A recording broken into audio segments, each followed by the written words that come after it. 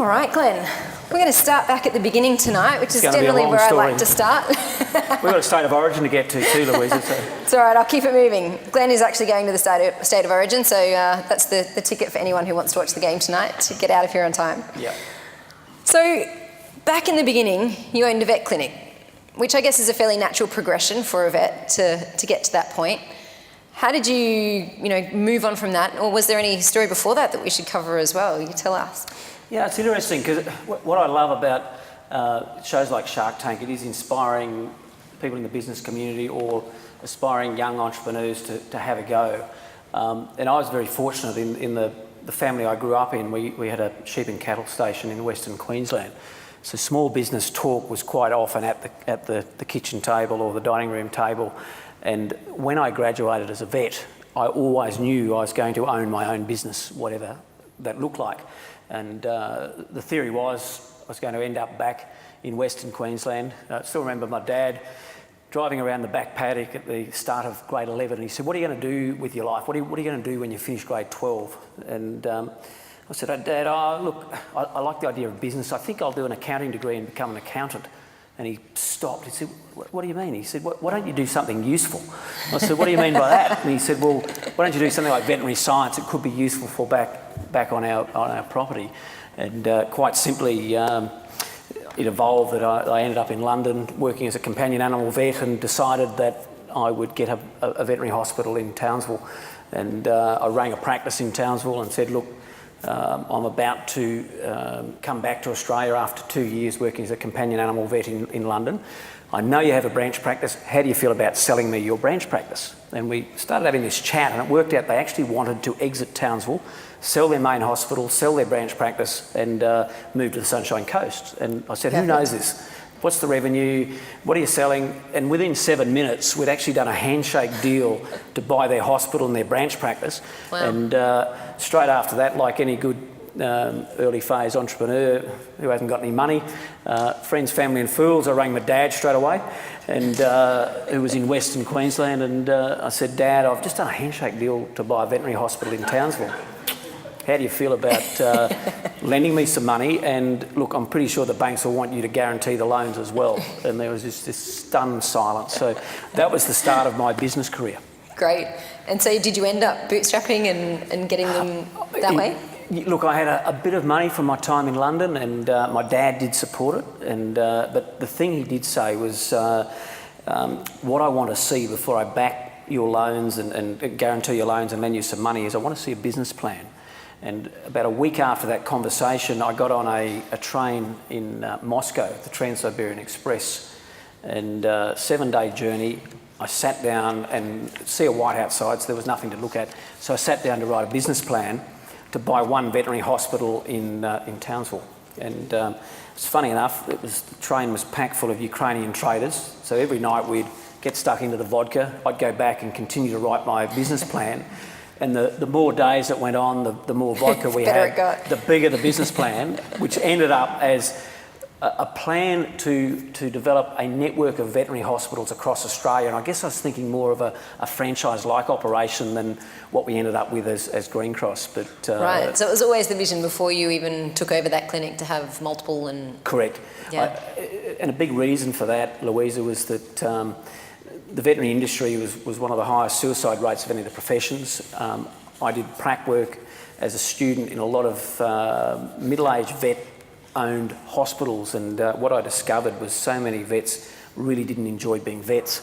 And a big part of my business plan was dealing with the fact that this industry and the professionals in it had become vets for the very good reason they wanted to look after pets, wanted to look after cattle or sheep or horses. And running a small business got in their way of being good clinicians. And a big part of my business plan was developing a corporate back end for the local vet hospital. And that was the basis of my plan, that we would do a franchise-like operation across Australia, do the marketing, the bookkeeping, the accounting, and really drive and allow the clinician to focus on front-end clinical services, which is really where Greencross ended up. Yeah. So we ended up owning our veterinary hospitals, corporate-owned, putting a lead vet in each location to drive the clinical performance and the customer service, and having this corporate back end that supported the front end veterinary hospital. Fantastic. And once you had that first clinic, how quickly did you then acquire more and grow? Well, that was a good learning experience. So I had 13 years in Townsville. We grew from one main hospital, we grew that to 5 good hospitals in Townsville over a 10-year period. We opened 2 veterinary hospitals in China. Someone asked me the other night, why would you do that? And I said, well, I was bored, and there was no Western vet hospital in China, and I backpacked through China after that Trans-Siberian train trip, and realised that there was a market and there was an opportunity. So we opened the first Western vet hospital in Shanghai. But it was just evolved, and then I decided it was time in 2001, and we linked up with a bunch of vet hospitals around Australia in a group called Vets Alliance, a very collaborative group where we'd meet every 3 months. We'd have a day of intense meeting, sharing intellectual property, sharing ideas on how to run our veterinary hospitals, how to run multi-site businesses, how to engage our employees, how to engage our pet owners, the systems and the processes that were needed for control in terms of making sure you're getting good organic performance of those individual business units. And it just seemed to evolve after that we formed a co-op. The co-op then, over a couple of years, evolved into a corporate. The corporate, we decided to smash together 17 different entities and 32 clinics. Took about a year to get that in play, but basically overnight, on the 13th of June 2007, we smashed together 32 clinics. I went from running 5 clinics in Townsville and 60 staff. The other co-founders, John and Keith from Brisbane, Steve from Melbourne, they all stepped backwards and left me standing there and said, you're now the managing director of a public listed company. You now have 300 employees and total chaos. And 2007, we had a year in the wilderness, and then over another year we started forming that really good corporate back-end support for our frontline veterinary hospitals. And 2009 we went from 32 clinics and we're now sitting at about 170 veterinary hospitals, 230 pet stores. We opened a pet store in Townsville that was then the inspiration to go and buy Pet Barn in Sydney, and a group of us then started rolling up and rolling out pet stores across Australia while I focused on the veterinary hospitals. And over about a 10-year period, we ended up with 2 businesses that I was involved with in complementary networks across Australia. And we realised that the pet owner was who we're trying to serve and look after, and it started to make sense over a number of conversations that we simply merge Greencross and Pet Barn. And Pet Barn was unlisted, had a private equity backer, and we then used Greencross in terms of a backdoor listing into Greencross, because we were listed with 350 million market cap. We thought we'd move to about a 700 or 800 million market cap, but the investment community got a little overexcited, and we went straight through to about a $1.2 billion company. Awesome. And 5,500 employees. So it was quite an exciting time to be part of that process and leading the negotiations. Wow.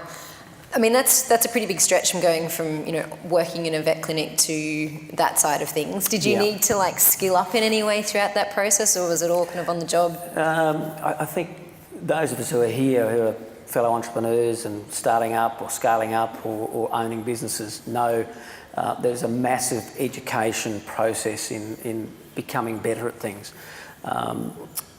It was funny, in 2007 I put on a really good CFO that had been a public company CFO, and he formed the view very early that I was hopeless and I should be that I shouldn't be there running the company. And to be fair to him, he was probably right in a lot of sense. I had no experience in developing corporate back-end services. I had very little experience other than running a team of 60 people. I hadn't worked with the investment community. I hadn't done any of that, and I pointed out. And after about 9 months, he was ringing the chairman on a weekly basis, saying, "You got to shoot this guy. He's hopeless." And so, to be fair to Craig, he was probably right. But what he didn't realise was that I think any of us have the ability to lift to the occasion, to do your reading, to find the mentors that are going to help support you, to reflect on what you do well and what you do badly, start forming a team that covers your weaknesses, or not covers, but complements your weaknesses, so that you end up with a really collaborative senior management team that can do the job. And he didn't see all that. And so at some point, him and I faced off, and I just said, mate, you go or I go, and I own a lot of shares in the company, you don't, so I'm hanging around. And to be fair to him, he said, yeah, you're right, I'm out of here. Fully expecting, I think, for us to blow it up. And it was about that time I had a good CFO step up to the plate. I had a good general manager that I brought on, put on a good marketing person, and next thing we were on fire. And between 2008 to 2013, I think we grew top line and bottom line 25% year on year. Wow. And total shareholder returns between 2009 and 2013 with something like 1,500%. So companies get excited by 10 or 15%. Yeah, that's total fantastic. shareholder returns. We did 1,500. So my dad, who would back me and bought some shares in Greencross, he would ring me on a daily basis asking me why the share price was going up or why it was going down, and I'd go, Dad, I don't even watch it. Between my wife and my dad, I didn't have to. They had it covered. And he got to see the share price go from, started $1, went to $2, back to 50 cents, and then from 50 cents we went all the way through to $10.60. He actually died when the share price got to $10.20, literally. He did die, not because of the share price, but due to a heart attack. And my mum, about a month later, rang me and said, the share price is $10.60, what do you think? I said, Mum, I can't answer that. It's an obnoxiously good price. The next day she sold a lot. So they did, it's a beautiful thing when you're a part of that story, enabling others and seeing wealth creation for other people, as well as seeing your pet owners, your customers happy, and seeing employees happy. It's a very stimulating, exciting period of your life. Yeah. Did you have any mentors or advisors that you looked up to at that time, or any part of the journey? Absolutely, and it's a big part of was going to workshops, peer mentoring. I had a number of other fellow CEOs that were going through a similar experience. Dahl in 1300 Smiles, a dental consolidation listed company, Pet Barn, Paul at Pet Barn. We'd chat almost weekly and whinge and carry on about the difficulties it was of running a business. And so peer mentoring, my chairman, some old business colleagues as mentors. But one of the most important thing that I really got onto was about 2009 was going to, and my chairman, Andrew, said, you've got to come to this workshop. It's called a Vern Harnish Growth Faculty, the Rockefeller Habits. And so I went along to the Rockefeller Habits workshop, going, it's another workshop. I came away from that realising, as the CEO of a company, as the founder, as the leader, I didn't have to know everything. It was an epiphany that said, you know what, the most important thing I'm going to do is assemble a team of really capable people, hold them accountable and responsible for delivering their area of expertise, and then to make sure the politics and the egos and all that rubbish is out of the room, so that the senior management team can focus on driving the company, supporting our teams, making sure we're doing the right thing by our pet owners, putting in platforms for growth, be it systems and processes, be it education platforms, be it IT platforms. And that allowed me to focus on supporting them, dealing with the investment community, dealing with the banks, and being that figurehead that reminded the whole organisation about why we're on the journey, and being that figurehead that talked about our core values, why we were all on the journey together, what we're trying to achieve, what was the vision, this network of veterinary hospitals across Australia doing high quality medicine and surgery.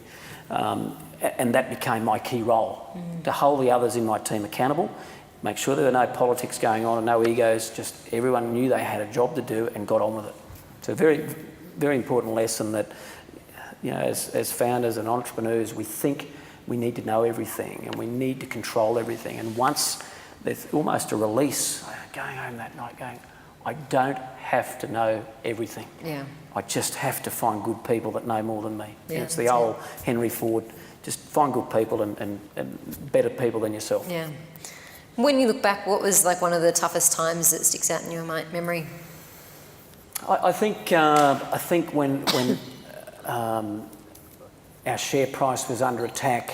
The board, I think, were losing belief in my capabilities. We were growing too fast. We were smashing vet clinics onto the business. We weren't growing our systems and processes fast enough. And we had to just pull up and step back a little bit. And I felt very overwhelmed. And as I said, going to that Rockefeller Habits workshop clarified what I had to do. And it was almost the same time we decided to take the senior management team to Papua New Guinea and do a little walk across Papua New Guinea, the Kokoda track, for 7 days together. And it was amazing because we had time together, learnt to trust each other, learnt to value each other, and just had that time to socialise. And we came back and we hit it. We developed a business plan that said we were going to buy 20 to 25 veterinary hospitals. We're going to do the execution in the back end in terms of the operational excellence. We're going to be the best clinics across Australia. So we developed this business plan and developed our operational roadmap and our financial roadmap that dealt with a lot of the things that I felt very overwhelmed about. Great. Did you grow all of your clinics through acquisition? Combination, but in the early phase of Greencross, what we found was when you opened a big hospital up against another really good local hospital already, clients are incredibly loyal. They don't move too easily. So we found the best strategy was acquisition. Yep. Then we combined with Pet Barn, and I knew about the success of some of the overseas models around combining pet stores and vet hospitals, and that was a big part of my push to get Greencross and Pet Barn together, that we would have these co-location opportunities. So think of a funnel where the retail environment drives a lot of foot traffic. So an average pet store generates 10, 12,000 pet owners a year on their database. Yep. A vet hospital needs about 1,000 to 2,000. So think of a funnel. So the industrial logic of putting Greencross inside or co-located with Pet Barn then justified why we brought it all together. And if you see all our annual reports now, the CEO strongly talks about the success of our co-locations. Great. If you had to start Greencross again, what would you do differently? I think the biggest thing we did was I had to be a control freak too early for too long. I thought I had to do everything, do the bookkeeping, do the marketing way back as a small business. So my advice for small business owners is work out what you're really good at and try and find the money then to cover some of those jobs that you do badly or take up and consume time that you should spend time on strategy or spend time on working on the business. Yeah. And I spent a lot of time late at night writing marketing newsletters. I spent a lot of time simply doing the books and paying the staff in the early days. Yeah. I guess as I matured and we then got to the Greencross days, I think what I probably did badly was we IPO'd, I think, far too early. So we were a warts and all exposure when we simply smashed 32 businesses together. We weren't ready for the scrutiny, the public scrutiny of how we were doing. And if I had my time again, I'd do what I'm doing right now. Go and find some really good high net worth individuals that I had a lot of respect for, invite them on my journey to help set my balance sheet up right so I could do the early round of acquisitions unseen by the public. Build that corporate capability is exactly what I'm doing now and supporting a number of journeys in a number of health and allied health. But a strong part of that is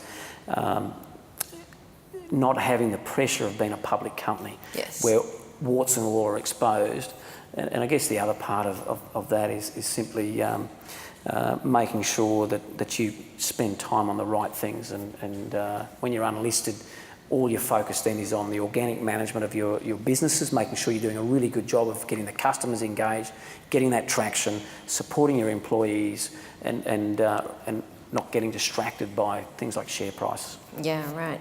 In terms of scaling, do you have any advice for other organisations who are looking to scale in terms of timing and? Yeah, look, one of the things I did strongly get out of the Rockefeller Habits, and if you haven't read it, the first one was Rockefeller Habits. The second book by Vern Harnish is Scaling Up, both sensational books for confirming where your time and attention should be, and it certainly clarified my views and strong harmony with the way I thought about things. So in terms of scaling up,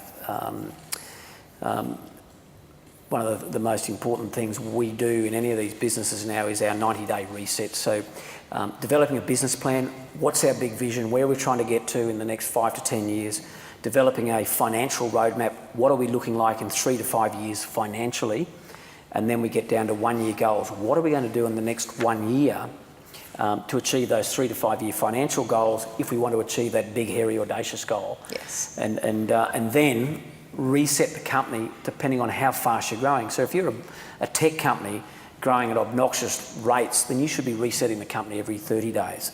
If you're a fast growth company like we were doing our resets every 90 days. So every 90 days, I'd pull up the senior management team and have a full day off-site, and annually 2 days off-site, dealing with the critical issues, the roadblocks, what were upsetting our customers, what were upsetting our teams, and making sure the resources of the company, the time and the money available that we have, were being applied to the big roadblocks, the big critical issues, to make sure we're entirely relevant to our employees and relevant to our customers.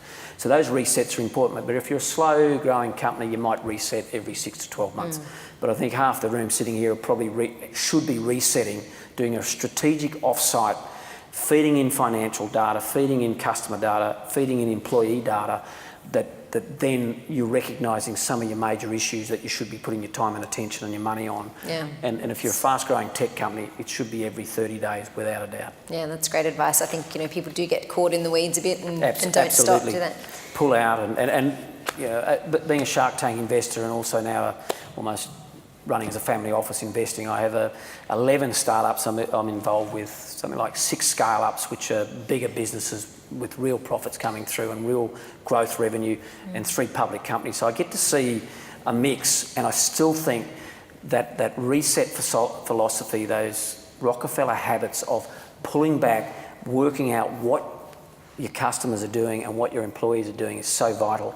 So the way we did that in Greencross, every senior manager every week had to ring 1 customer and 1 employee. So great. When you had 1,500 employees, we'd get a random email from our IT guy, randomly pulling someone off the payroll list, and a random customer who we'd seen the week before, and simply ring up and go, "It's Glen Richards, I'm the managing director of Greencross. What's wrong with my animal?" I go, "Nothing." It's just, I want to know how we went last week. What did we do well? What did we do badly? So keep doing, stop doing, start doing. The classic Rockefeller habit questions: start doing, keep doing, stop doing, and ask the employees the same thing, because that gave you real insight into what we should be worried about when we got to our 90-day resets. So you did that weekly? Weekly conversation with a customer and employee. We'd also then pull in our survey data, our net promoter scores and commentary coming from our employees, and our net promoter score and commentary coming from our customers. Fantastic. And that data would then feed in, and it'd make you very focused. When you got your marketing manager sitting there every week reading about, so when you do net promoter scores, most of you'll know, friends and family, how are we doing on a scale of 0 to 10? And she'd read out the 0s and 1s every week at our weekly meeting. And so it's painful, but it's important, because then you're not missing the problems, and you stay relevant to your employees, you stay relevant to your customers. Fantastic. One of the things we didn't talk about too much, which I just want to touch on, is around funding. Yeah. So initially you got that initial investment in. How did you grow, between that and the IPO? Yeah, and that's where collaboration comes in. Yeah. And I guess some degree of trying to get politics and ego out of conversations, and talking to fellow vets, so John and Keith in Brisbane, Steve out of Melbourne, and going, we need to consolidate, we need to get bigger as a profession, because when we're this fragmented little businesses all over the place, we can't deal with some of the bigger problems in our industry, like burnout, like suicide rates, like customer engagement strategies, and putting real marketing people on, because they're all little businesses. Yeah. And so those collaborative conversations were fairly easy, and we formed a co-op between 2001 and 2007 to do some bookkeeping, to do some marketing, to do a buying group. And so it was then a merger, which then set the balance sheet up nicely. Yes. We then had a couple of guys from the Gold Coast turn up wearing white shoes, saying we've optioned up 15 or so vet hospitals. we'd like to buy some management services. And we said, well, yeah, we're interested, but what about we put our agendas together? So they had a bunch of clinics they wanted to buy. We had our merged entities that were pretty strong on our balance sheet. So we could go to the bank and get a certain amount of debt. And then we started chatting with private equity and looking at the idea of an IPO. And for us, we realised some of the platforms that we wanted to put resources at, being education, being at HR support, putting on psychologists to support our people on a 24-hour basis, those sort of things may not get the attention from private equity. They're a bit more ruthless than probably some of the things we want to do, and not in a bad way. It's just they're in for 3 to 5 years, get in and get out. We decided we'd go for an IPO, and we were very lucky. It was the peak of the stock market in 2007. We went to the market. We got a very good price earnings multiple to go to the market. We got our dollar. We listed for $1 on an 11 times PE. We went straight to $1.50 through to $2, which is an obnoxious number, at 22 times PE. So the funding then became easier. We thought GFC hit late 2007, early 2008. Our share price went back to 50 cents. We were buying vet hospitals at a higher multiple than we were trading at. So with our basically negative, stressful, dilutive sort of purchases, but we had to do it. So then once we convinced the market, which took 2 to 3 years, that we knew what we were doing, but the banks were still backing us, by the way.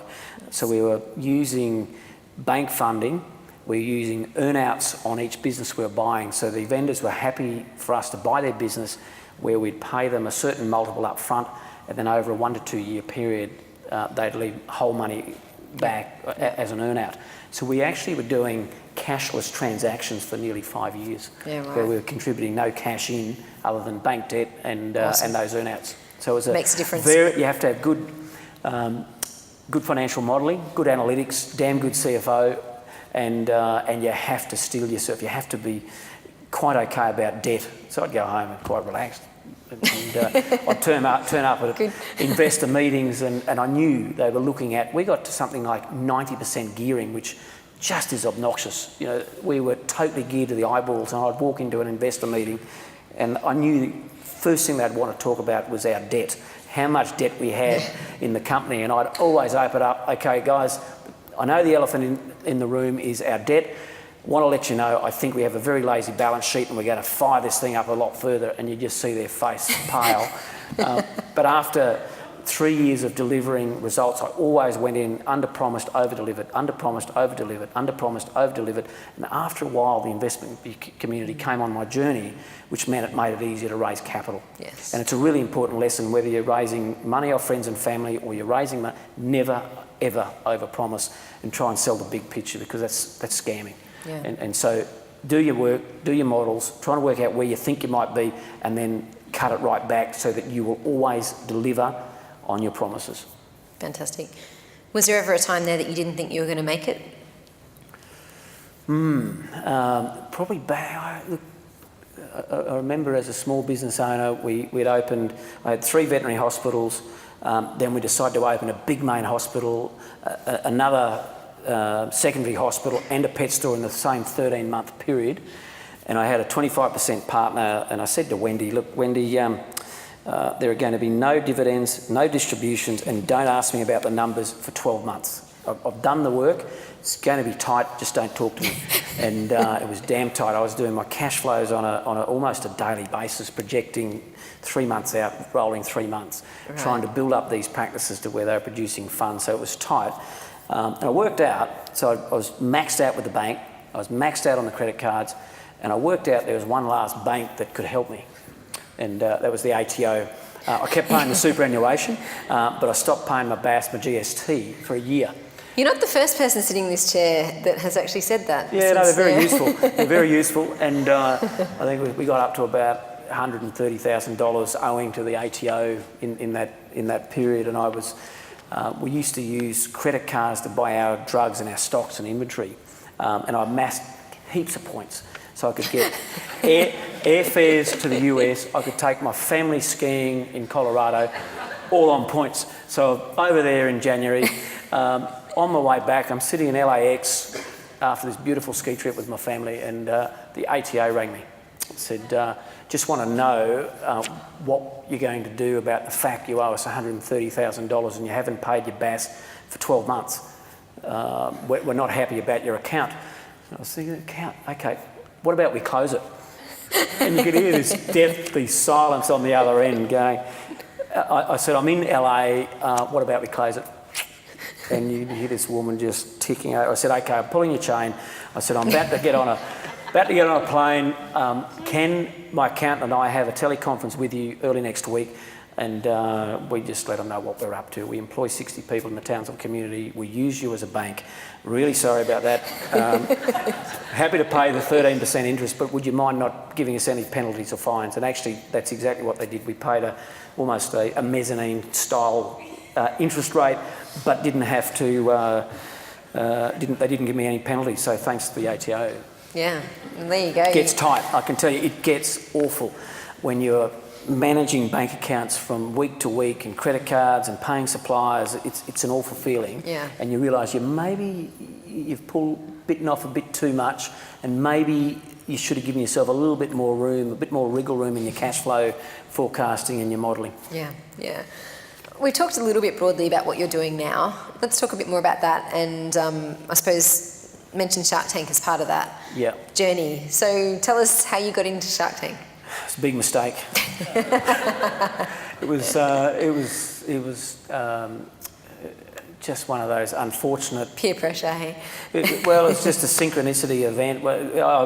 I'd met Steve Baxter in Monaco. We'd both been over for the World Entrepreneur program, where every country put up an entrepreneur, and I'd been part of the judging community in Queensland and been national chair of judges for the Australian program.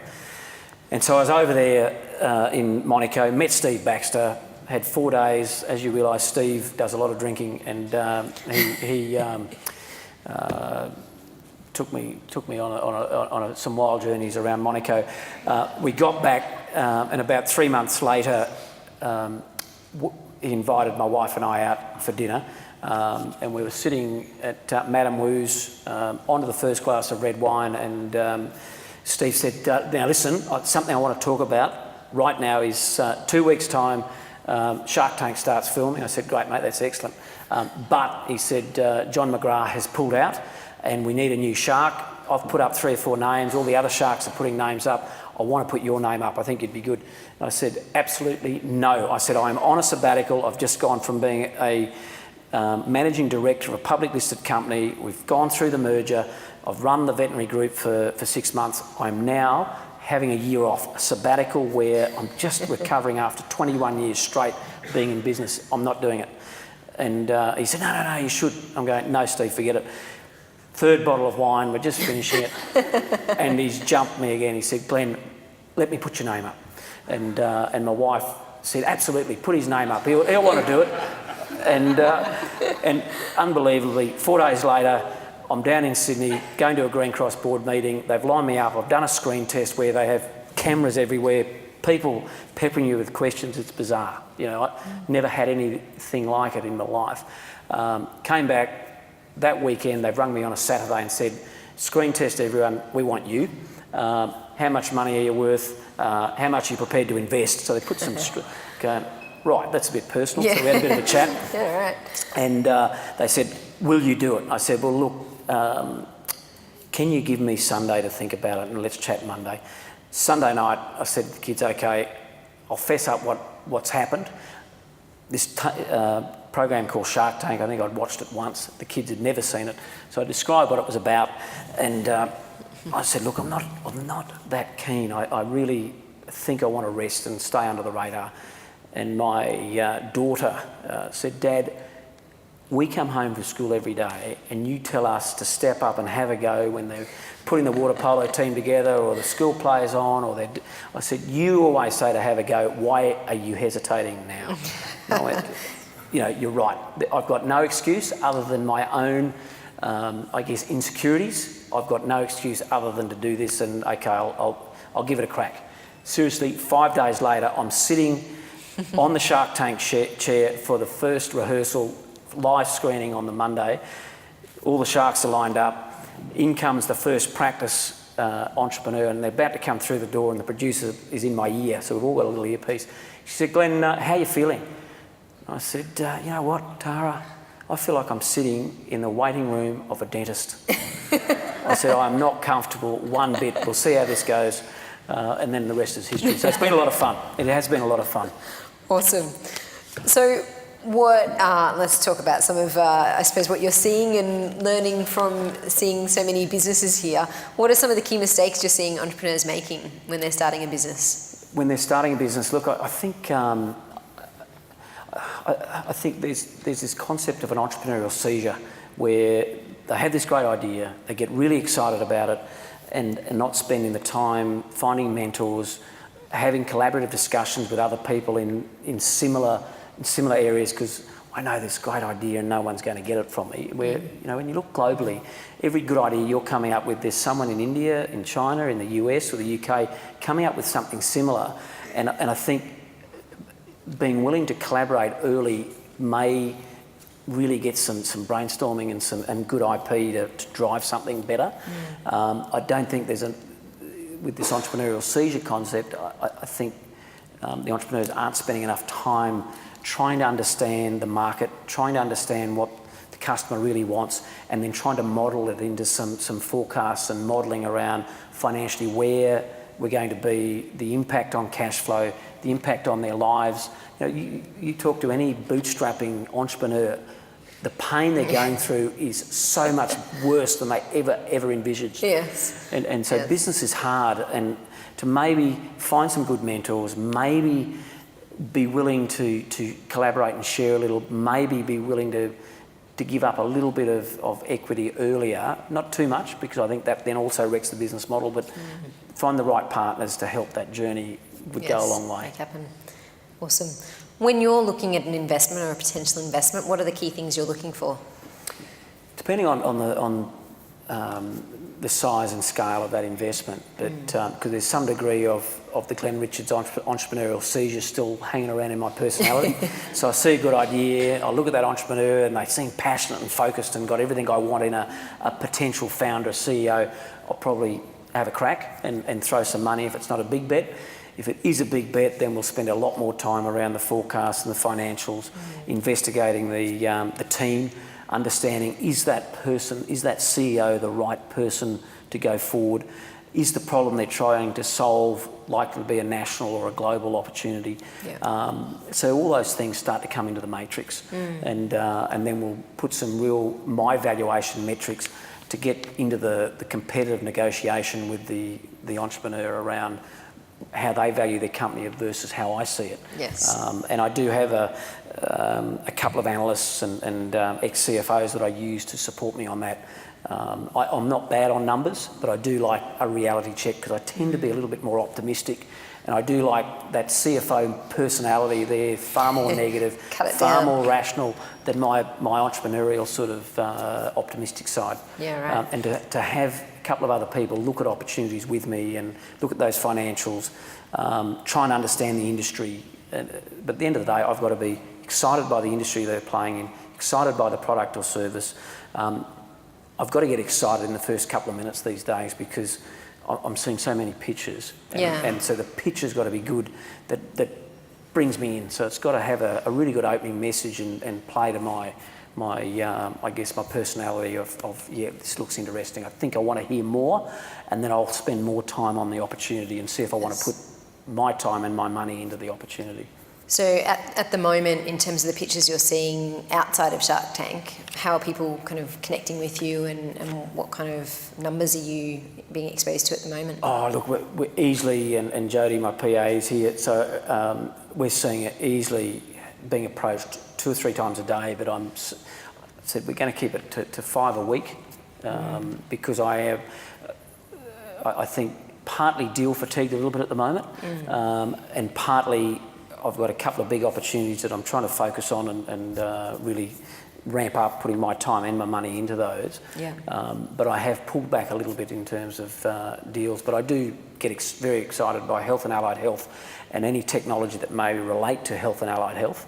I also get very excited by food technology, somewhere to participate in the processing of somewhere between the gate and the plate, be it for whatever, be it natural grocery through to milk or meat or whatever, avocados. I love looking at whether we can get a clip the ticket model, so you're not a producer who has to take a price and you're not at the other end trying to force that product onto the consumer. You're somewhere in the middle as it goes past and clip the ticket. Seems to be where I get a bit excited at the moment.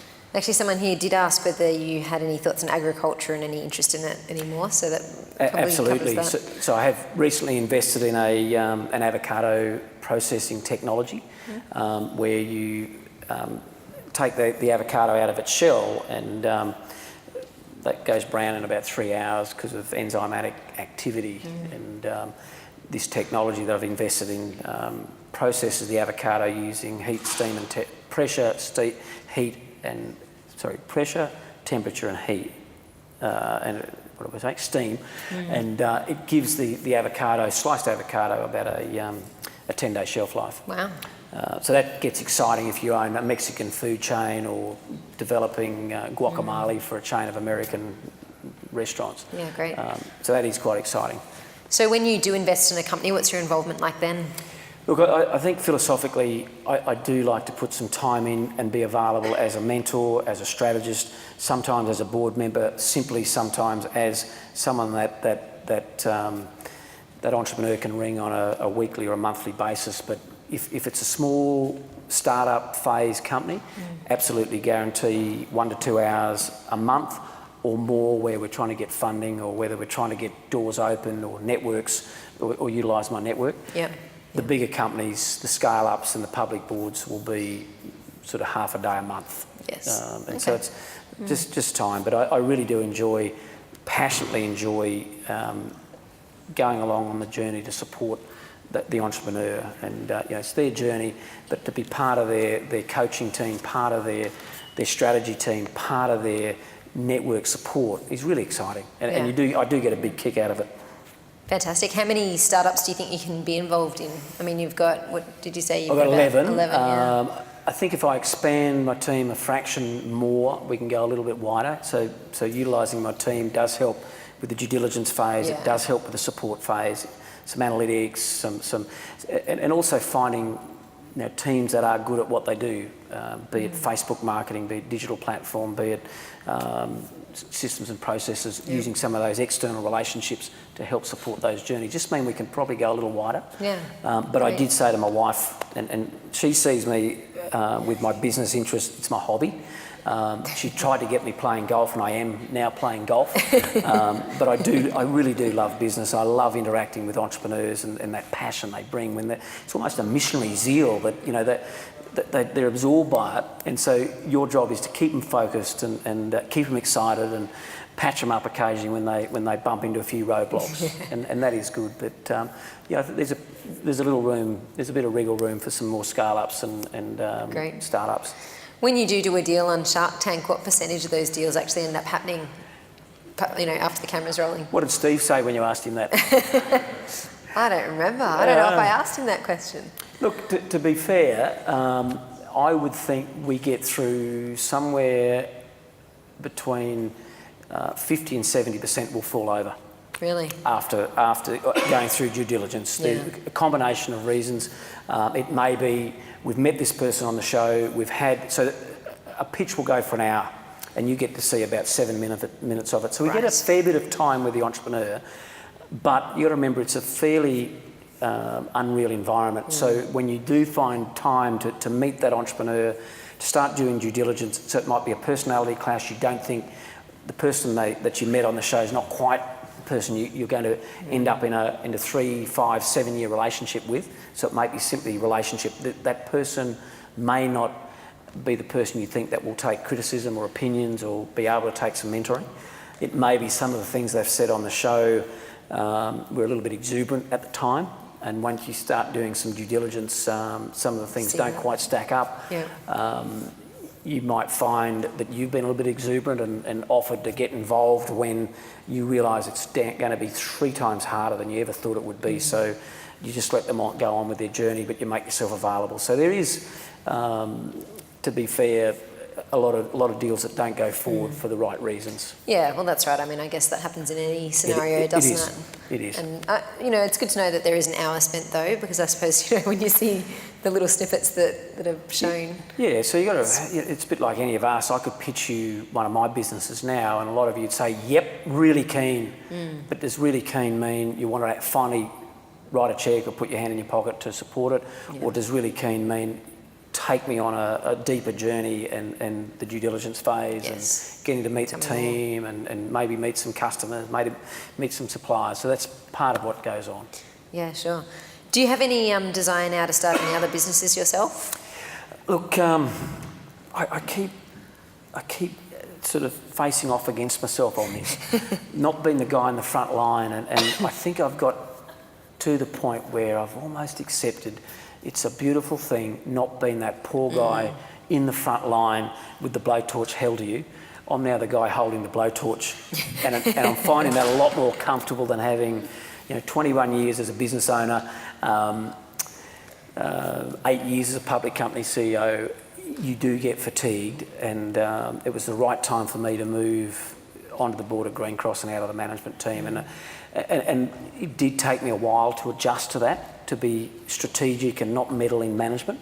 And I really, really am enjoying now taking a strategic role in a lot of the companies I'm involved with, so that I care a lot about those companies, but I'm not the guy caring a lot every day about that company. Yes. And it's a really different feeling. And so you can add value, you can put some commentary in, you can put your opinion forward, you can help with strategy, you can be the mentor there for the CEO when he just needs someone to play with his headspace. That's I'm getting a lot of enjoyment out of, without having to be the guy in the front line that has to turn up, be there in the office at 7 a.m, control and manage the morale, make sure the culture's happening, fight with suppliers, worry about an individual customer that wants to make a complaint when you've got 300,000 customers. Those are things you have to do as a founder and a CEO. And I love not doing it. Yeah, definitely. For anyone here who's looking at putting a board together or has a board, what kind of advice can you give to them on the role that a board should play for them? Look, I do get worried at times, and I take full aim at the ASX 100. I think a lot of board members in the ASX 100 are optical board members. They're there to look good. They're deeply experienced people, and no doubt they add a lot of value. But at the end of the day, I think we're getting the same faces turning up on too many ASX 100 boards. When we get all the way back to advisory boards and scale-up type boards, I think you've got to look at your skill set, your strategic skill set, and say, what do I need to complement me? Do I need an accountant? Do I need a lawyer from a legal point of view? Do I need a person who's deeply experienced and already gone on this journey before I now embark on it? And from a board member's point of view, they got to know they add value to that board and not just take a board role for the board fee or for the optics and saying, hey, I'm a hero, I'm on a few boards here. The hardest thing is to say no, and I've been regularly saying no to a number of boards this year. And there's a part of me going, I should be involved, because that looks exciting. And you go, you know what? You don't have the time, and I don't think you're going to add the value because it's not quite your industry. And that's an important part of the process from a two-way conversation between a CEO and the board. There's got to be a synergy and a collaborative and a collaborative way that they interact, to give the CEO someone that can play with their headspace, to challenge their thinking, and then he can take that back to the senior management team and say, right, this is the board strategy, I've been part of it, now let's challenge our thinking inside our management team. Yeah, great. We spoke earlier very briefly about your 4P message. Would you like to share that tonight? Yeah, so I guess I look back on my journey in Greencross and my career as a vet over 21 years, and I keep getting regularly asked to public speaking gigs, and I guess I wanted to keep it simple. So I'm big on got to have a vision. So V for vision opens the door, and so What I know about small business and a lot of early stage entrepreneurs is generally their vision is either incredibly exuberant, we're going to conquer the world and be the next Uber, or they're small business owners and their vision is fairly small. And a big part of my comment on vision is you need to find mentors, you need to read journals or read material, go to workshops to somehow lift your line of sight, to set your vision, to make it a challenging, big, hairy, audacious goal that you're going after. And the other day, last year, it resonated incredibly well. I was getting a golfing lesson from my golfing pro, and I'm smacking balls down the fairway, and he said, where are you looking? I said, what do you mean? I said, I'm looking down the fairway near that bunker. He said, well, that's part of your problem. That's why you're not hitting it that far and that straight. I said, what do you mean? He said, well, lift your line of sight. Can you aim at that cloud in the sky? That's where I want you to smack the ball to. And I think businesses are a little bit like that. You've got to find mentors, you've got to find material, be it books or workshops, that help lift your line of sight so you go after a big, hairy, audacious goal that challenges your thinking. And then the 4 Ps, put some time into planning, do the Rockefeller habits, reset the company on a regular basis, develop an operational and a financial roadmap that helps you on your journey, so you dust it off every 90 days and making sure you reset it every year, out another year. People, you've got to attract great people, and founders and CEOs and leaders of companies have to be good at the relationship stuff, have to be good at the passion, have to be good at selling, to assemble a great team around you, and you've got to talk culture. Core ideology, why are you on the journey? What's the purpose of what we're trying to achieve here? What's the unique reason our customers want to use our product or service? Patience, it intrigues me that I bump into so many entrepreneurs that want to be retired in 3 years. I go, slow down. What's wrong with taking 10 years to 15 years to build a business that you're going to be proud of? What's wrong with that? It's so powerful, time. When you have passion and you have time and you put it on the right focus points, the right priorities for an extended period of time, you build an amazing organisation. But a lot of people want to do it in 3 years and they blow things up because they're not well funded, they don't gather the right people around them, they don't spend the time on that reset, the planning, the reviews, the talking to customers, talking to employees. So patience, what's wrong with building platforms, systems and processes of communication with employees and customers? What's wrong with thinking your business might still be here in 10 to 20 years' time? Think of the legacy. You may not be still involved. You might have sold out, but if you do a really good job of putting those platforms in, it's sustained growth for many, many years. And the last one is passion. You've got to be passionate. If you're just turning up to build a business, to make money, to sell it, to disappear, that doesn't seem to me a big enough purpose. And you've got to have the right reasons you're turning up every single day. What big problem you're trying to solve, and you've got to have passion for that. And that sustains you on those bad days when things aren't going well, when you're blowing up, the roadblock's huge. You've got to have passion and remind yourself what your purpose is. And if your purpose is only to make money and retire within 3 years and live on a yacht in the Whitsundays, probably isn't enough for those bad days. So you've got to work out why you're doing what you're doing, and then take that purpose and sell it to the rest of your team so they want to join your journey. Fantastic.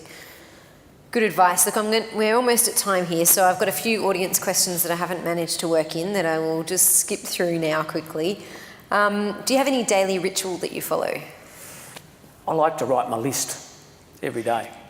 Love this. The list. So I write, it's always the list. What are my priorities for the day? And I love putting that circle there, and I love ticking them off as I get them done. So that last thing at night or the first thing in the morning, what are the things you're going to do today that are then, if you're in business or it's in your personal life, and stuff for home, it all sits in there somewhere. But for business, what are you doing daily that connects with what you're doing weekly, that connects with what you're supposed to be your priorities over the next 90 days? And that was really, really powerful in Greencross, that I had all my team writing their daily list, and we'd have the daily huddle, and I'd go in an 11-minute period at 8:01 every day. Guys, what are you working on? What's stopping you do that? And half the time it was me because I was getting in their way and hijacking them, and I'd have to go do what you have to do. Was that with the exec team? With the exec team. Yeah, right. And then the exec team would then go to their own, the marketing team, the acquisitions team or the finance team. They'd then have their own 11-minute meeting and go, what are you working on? What's stopping you succeed today? Why 11 minutes? Just the time we gave to it. Okay. If it goes any longer, it could be 15 minutes, depending on the numbers in your team, but usually teams are 5, 6 or 7. Any bigger than that, it's out of control. So you allow about 2 minutes a person. And if you're trying to solve their problem in that daily huddle, that meeting, it's a Rockefeller habit, then you're spending too long on it. You just want to take it out of the back of your head and put it here and out through your mouth, and suddenly you're working on how to solve your own problem. Yeah, great. When you did find it hard to continue and wanted to give up, what kept you going? Yeah, that's a good question. That resilient factor, I guess, I remember one of my rowing coaches, I was a little fella, but he called me a fox terrier, and there's a degree as a vet, it probably resonates nicely, that there is a degree of mongrel in you that you never give up. And my kids always throw that back at me because I never give up and say that to my kids, and they now give it back. But it's important when you're faced with roadblocks, when you're faced with people that want to cut your lunch, cut your grass, and when you're faced with people that are negative, it hurts and you're sensitive to it. But if your purpose is right, you're living your core values, then you just dig deep and keep going. And a big part of that is managing yourself, and it's self-awareness, making sure, and I was very strong on making sure in my organisation that we're worried about exercise and diet and balance, and making sure people took holidays and having fun, celebrating milestones, doing those simple things that recharge, because you will face on a daily basis things that want to destabilise your journey, and you've got to have little tools and mechanisms to get you back on track. And one of mine is going for a run. I still run, believe it or not. I still run, try and get 3 or 4 days in a week of 8 to 10K, and at some point you go into the zone and you solve a lot of problems. Some people do yoga, some do meditation, but you've got to have that reflection time that restores your self-belief. And I guess coming from Western Queensland, where I grew up out in the middle of nowhere, you learnt resilience because there weren't anyone around you to solve your problems for you. I get excited. If someone puts a problem on my plate, I know there is a solution. And I know there are people in this world that will help me come up with that solution. So I actually, bizarre, just get excited when someone, we can't do this. And I go, of course you can. There's got to be a way around it, through it, over it, and there should be people around somewhere that's going to help us come up with the answer. Fantastic. Great. Well, thank you so much. There were a few other questions around, will you mentor me, and a few other specifics, but I'm sure you can come and ask Glen those in a moment yourself. So please join me in thanking Glen for joining us today. We really appreciate it.